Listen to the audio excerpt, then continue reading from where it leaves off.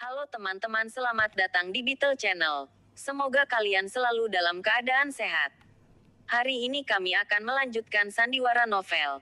Jangan lupa subscribe, like, komen dan share ya. Terima kasih sudah berkunjung di Beetle Channel. Jangan lupa untuk memberikan komentar kalian. Agar channel ini semakin selamat datang di Beetle Channel.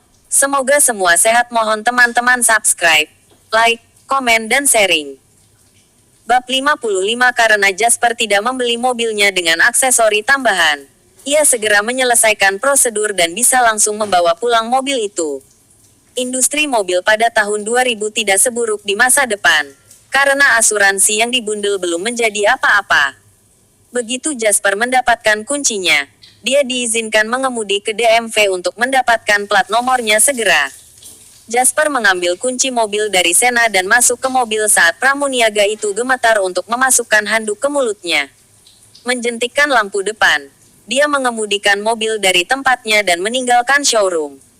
Sepanjang waktu, Jasper tampaknya tidak memeriksa apakah pramuniaga itu benar-benar menelan handuk atau tidak. Bergegas melintasi jalan dengan mobilnya yang berharga hampir 7 juta dolar. Jasper benar-benar gembira. Sementara mobil mewah ini tidak terkenal di kalangan orang biasa di zaman ini, auranya tidak bisa dihilangkan. Setiap orang yang cerdas dapat melihat sekilas bahwa itu adalah mobil yang mahal. Jasper tidak peduli dengan tatapan orang-orang di sekitarnya, tetapi dia sangat senang dengan kesenangan yang dia rasakan dari duduk di mobil impiannya. Wow, mobil ini benar-benar berbeda.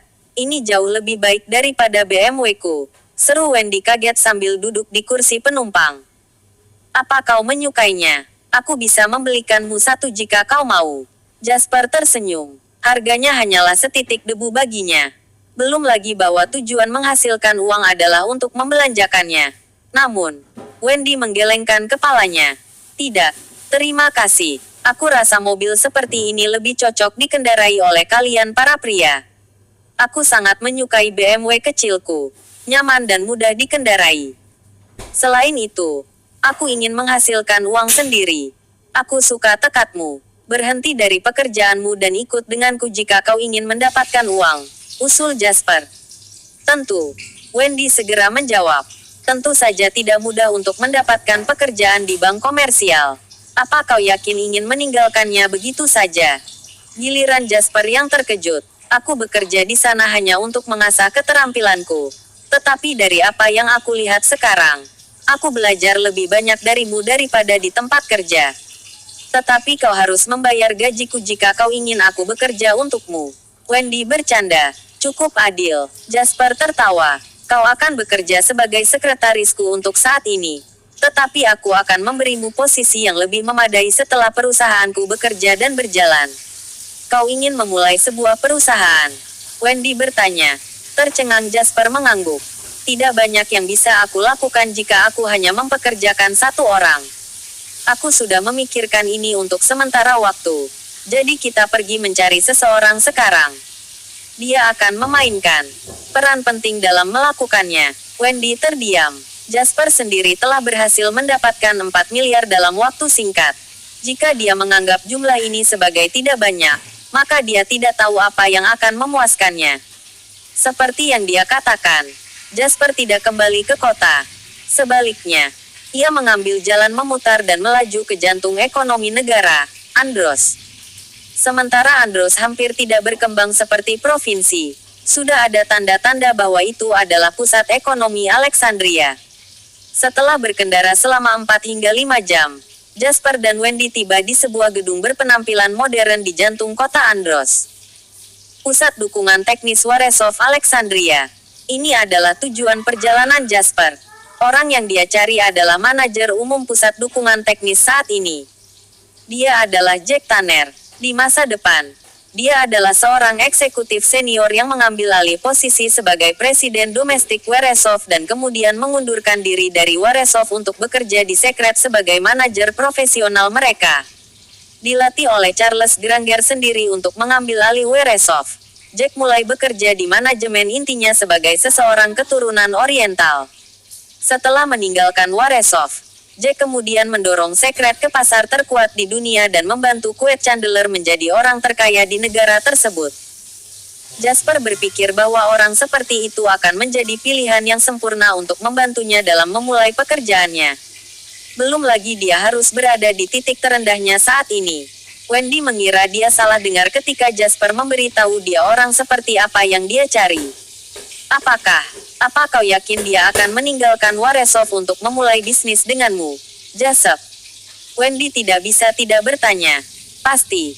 Karena aku tahu apa yang dia inginkan dan aku bisa memberikannya padanya. Jasper terkekeh dan berkata sambil menatap gedung yang tampak modern di depannya. Bab 56 mendengar ucapan Jasper. Wendy bertanya dengan rasa ingin tahu. Apa yang dia inginkan? Manajer yang memiliki ambisi tertinggi untuk mewujudkan kebutuhan idealnya adalah tahap di mana dia dapat menampilkan bakatnya yang sebenarnya. Jasper tersenyum. Kebetulan. Itulah yang aku tawarkan. Wendy tidak mengerti sepenuhnya. Tapi sepertinya sesuatu yang hebat. Alih-alih membawa Wendy ke kantor Jack, Jasper malah pergi ke kedai kopi bersamanya. Setelah membaca autobiografi Jack dengan saksama, Jasper tahu bahwa kedai kopi ini adalah tempat yang paling disukai Jack selama dia bekerja di Andros. Itu adalah tempat yang pasti dia singgahi setelah bekerja setiap hari. Tolong, cappuccino dan Blue Mountain Jamaica. Setelah memesan, Jasper dan Wendy pergi duduk di dekat jendela. Wendy ingin bertanya mengapa Jasper tidak pergi ke kantor pria itu. Tetapi karena Jasper tidak mengatakan apa-apa, dia menahan keinginan untuk bertanya. Wendy sekarang menyadari bagaimana Jasper melakukan sesuatu, termasuk fakta bagaimana dia akan selalu merencanakan terlebih dahulu sebelum bertindak. Setiap kali dia bertindak, itu selalu dengan tingkat keberhasilan 100%. 10 menit kemudian, pintu kedai kopi didorong terbuka dan seorang pria yang tidak menarik dalam setelan jas masuk. Seperti biasa, Tuan Tanner. Pelayan tampak sangat akrab dengannya dan tersenyum ketika dia bertanya. Ya, jawab Jack dan berjalan ke meja yang selalu dia duduki. Namun, dia terkejut ketika dia menyadari bahwa pasangan muda sudah duduk di sana. Jack tidak mengomentari fakta bahwa mereka telah mencuri tempat duduknya dan memberikan senyum sopan kepada Jasper sebelum dia mencari meja kosong sebagai gantinya. Tepat ketika Jack berbalik untuk mencari tempat duduk, Jasper berbicara. Ini adalah meja yang biasa Anda duduki selama beberapa tahun terakhir, Tuan Chandler. Aku minta maaf untuk menempatinya hari ini. Bagaimana kalau kita duduk dan mengobrol? Jack memandang Jasper dengan kaget. Tetapi itu bukan karena dia penasaran bagaimana orang lain tahu tentang dia. Lagi pula, dia selalu muncul di majalah keuangan domestik.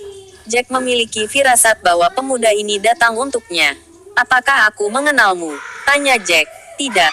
Tapi Anda mengenalku sekarang. Hai. Aku Jasper Line. Jasper berdiri dan mengulurkan tangannya sambil tersenyum. Jack tersenyum dan menjabat tangan Jasper, menerima undangan untuk duduk. Pertama terpana oleh kecantikan Wendy. Jack kemudian berbalik untuk melihat Jasper. Bagaimana aku bisa membantu Anda, Tuan Line? Jasper menyesap kopi dan tersenyum. Anda satu-satunya karyawan dalam sejarah yang dianugerahi penghargaan keunggulan Granger Waresov 2 kali berturut-turut, Tuan Tanner.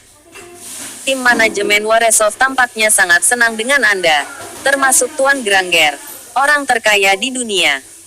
Tapi sepertinya Anda tidak terlalu senang bekerja di Waresov. Bukan begitu, Tuan Tanner. Jack tidak bisa menahan tawa. Aku sangat senang dengan pekerjaanku. Dan aku tidak punya niat untuk mengundurkan diri dan bekerja untuk orang lain. Aku akan sangat menghargai jika kalian para perekrut pekerja tidak mencariku lagi. Jack menganggap Jasper seorang perekrut pekerja. Jasper tersenyum dan langsung ke intinya. Aku bukan perekrut pekerja. Tapi aku datang ke sini hari ini untuk mengundang Anda bergabung dengan perusahaanku, Tuan Tanner. Jack tidak tahu apakah harus tertawa atau tersenyum saat menatap Jasper. Dia berdiri, berkata, maafkan aku, Tuan Line. Aku harus pergi. Mari kita lanjutkan ini lain kali. Jack merasa seperti membuang-buang waktu dengan menghibur pria pemberani yang mendatanginya dan memintanya bekerja untuknya. Anda tahu, Tuan Tanner, Perusahaan modern manapun sangat memperhatikan integritas karyawan mereka. Konsekuensinya akan mengerikan jika berita tentang karyawan yang curang muncul ke permukaan. Anda juga hidup dalam ketakutan, bukan, Tuan Tanner? Nantikan bab selanjutnya. Jangan lupa subscribe, like, komen dan share.